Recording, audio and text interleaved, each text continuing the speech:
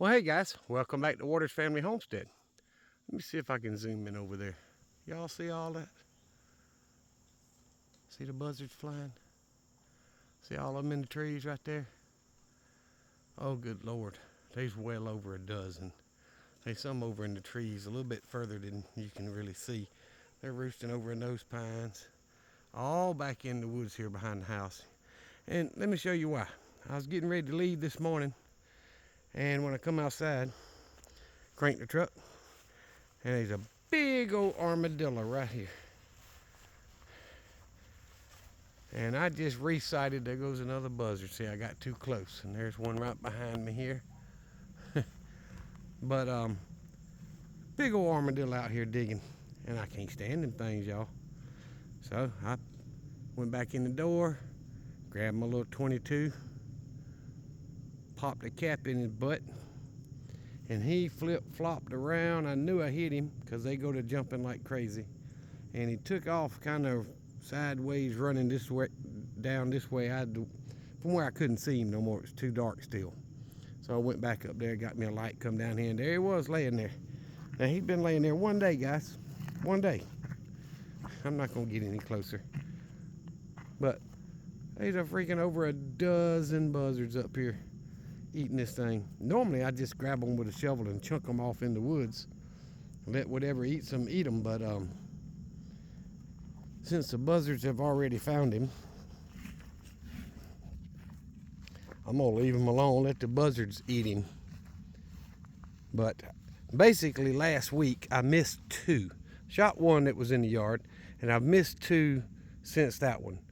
And I took both my 22 rifles out, well, the two I used the most, and went out on the range the other day and just checking the sight, making sure the scopes were on. And I got a scope I think that's going bad on my Ruger 10-22, but on that little cheap Mossberg or whatever Plinkster that I shoot the most for armadillos and such, I got them sighted in. It was off a little bit, so I got them all sighted in. And then I took them inside and cleaned them. And I'm like, well, my son-in-law was hunting, so I didn't want to go back there and shoot again. So I just kind of let it go. And once he got done hunting the other night, I walked back there at night and fired at 30 yards with it and hit the 3-inch target. So I'm like, okay. So even though I cleaned it, I don't think I knocked the scope off and all that. So it's good enough. So I put it by the back door, and that's what I got that armadillo with. One shot, one kill. But anyway, I do need to go back and make sure they're exactly where I had them. I had them I could hit within 1 inch at 30 yards. And for an old man that can't see, that's not too bad. I mean, I can hit a squirrel head at 30, 40 yards, somewhere in there. So either way, got a little range time in for that. But I wanted to do this video today for you guys. I got home a little later than normal, about an hour late, hour and a half, something like that. But I come out, and of course I, fed the cat. Now I'd already given her food this morning. There was still food in her dish, but I gave her some more. Come down here, and I get my little basket to collect my eggs with, and throw out some scratch for both sides, and that kind of keeps them from running under my feet when I go in there. And of course the first pen over there, no eggs at all in there. They're laying in the middle pen. All the Wyandottes and the Blue Orpingtons are laying in the middle pen. Well, I got 7. I typically get 6. Okay. One of those was on the ground, and the shell got cracked on it. Still a good egg. I just need to put it in the fridge. It didn't bust the inside. It just cracked the shell.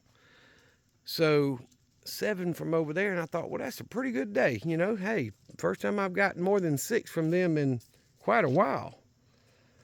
And then I come over here,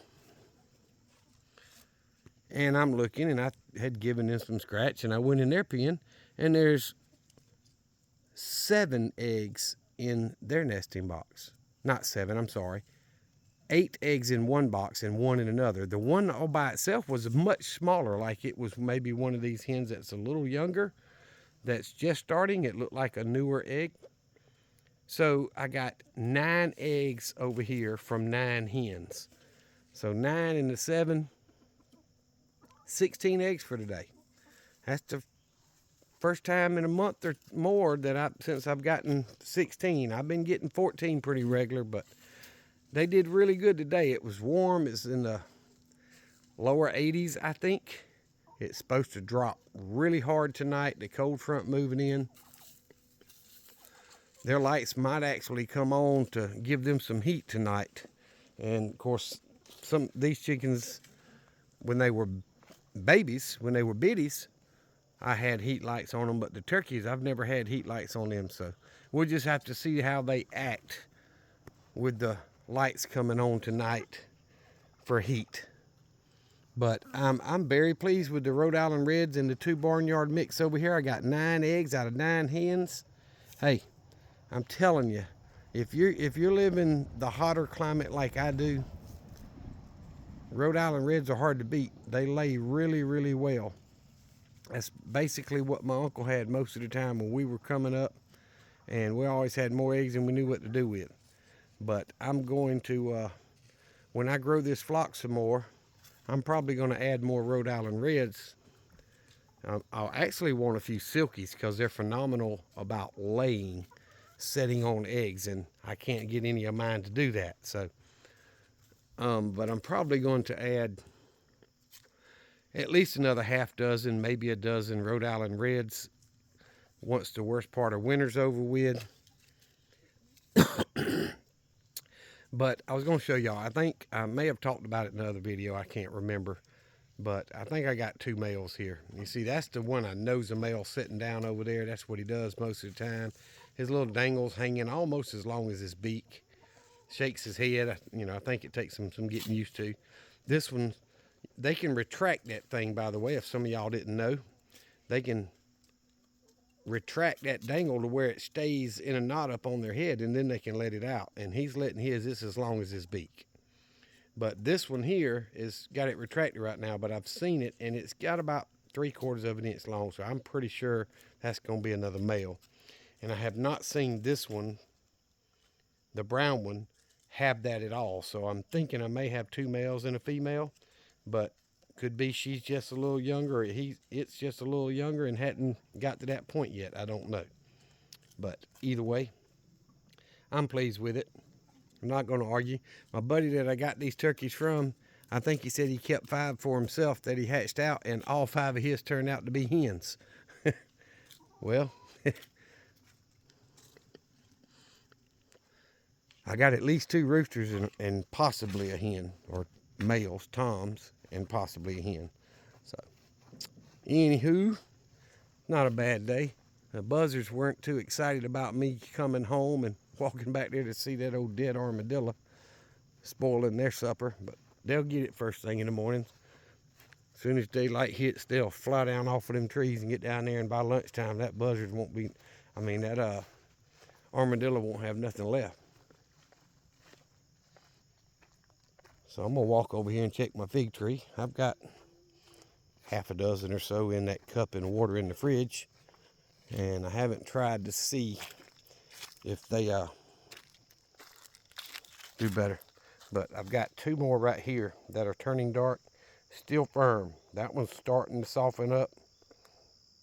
They're just not getting huge, but there's another green one there, 2 green ones here, green here. So 1, 2, 3, 4, 5 more green ones and 2 that are turning dark red or dark purple, whatever you want to call them, getting ripe. But either way, I may have to give up on the pallet idea, guys. I'm not one to bicker and argue with folks over something like that. But I even offered to buy some pallets from the feed shop in town, because they got stacks of them 10 feet high, you know. And I said, what do y'all do with the pallets? You know, I've been looking for some. I'm willing to pay for them. He said, we reuse most of them. He didn't offer to sell me any, so I didn't push it. But I've managed to save up about 6 at work, and we've been doing a lot of cleaning up around the shop and all, and reorganizing. And they moved my stack of 6 pallets I've had saved, waiting on 3 more. And they used one of them for something that was nonsense. They could have used one of them oddball shaped ones. But so now I'm down to 5, and one of them 5 ain't really in very good shape. So I may just not even worry about that. I might just buy lumber when I'm ready to build those stalls and be done with it. I'm not gonna. I mean, there was a big stack there, and another guy got them to build his duck blind with, and you know, hey, I'm fine with that. But they didn't take the raggedy pallet to throw junk on. They took the best pallet in the stack, and I'm not gonna bicker over that kind of mess. So if I get 9 more, great. If not, I'll probably, when I'm ready to finish the goat pen, I'll probably just go buy the lumber and do it my way. But either way, guys, I appreciate you. I've got a few new subscribers. Thank y'all very much for subscribing to the channel. Y'all know if you're a small channel. If not, thank you either way. But y'all know us conservative, small homesteading type channels. Most of us are conservative, at least I am. I've told y'all before, I'm a constitutional conservative. I believe we shouldn't spend more money than we make or have it coming in. And we need to follow the Constitution the way it was written. We need to quit all this nonsense of giving people stuff that don't deserve it. But anyway, I thank y'all for subscribing to the channel. It really means a lot. It's the only way us small channels are going to grow. YouTube is not going to suggest a small channel that's conservative. If you're left-leaning and stuff, it'll take off like a rocket. But us small people like me, I still hear buzzards or deer or something moving in the woods back there. They're not going to push that channel, guys. They're not going to suggest it like they do everybody else. So that means that every one of y'all that subscribe is that more important. I do appreciate it. If y'all can share the channel, please share it with other like-minded people. And if you don't mind, hit that thumbs up. It really helps break that YouTube algorithm to where it will put us back in the news, in the suggested feed for other people to see and help us grow. But, you know, the normal, people in the background that's pushing the channels, they're not going to do it. What kind of bug is that flying around me? Whatever, it went on. But anyway, guys, I do appreciate it. Y'all remember what I always tell you. Jesus loves you, and so do I. Y'all be safe. Be prepared. And all 3 turkeys had to come up to me to say, y'all be safe.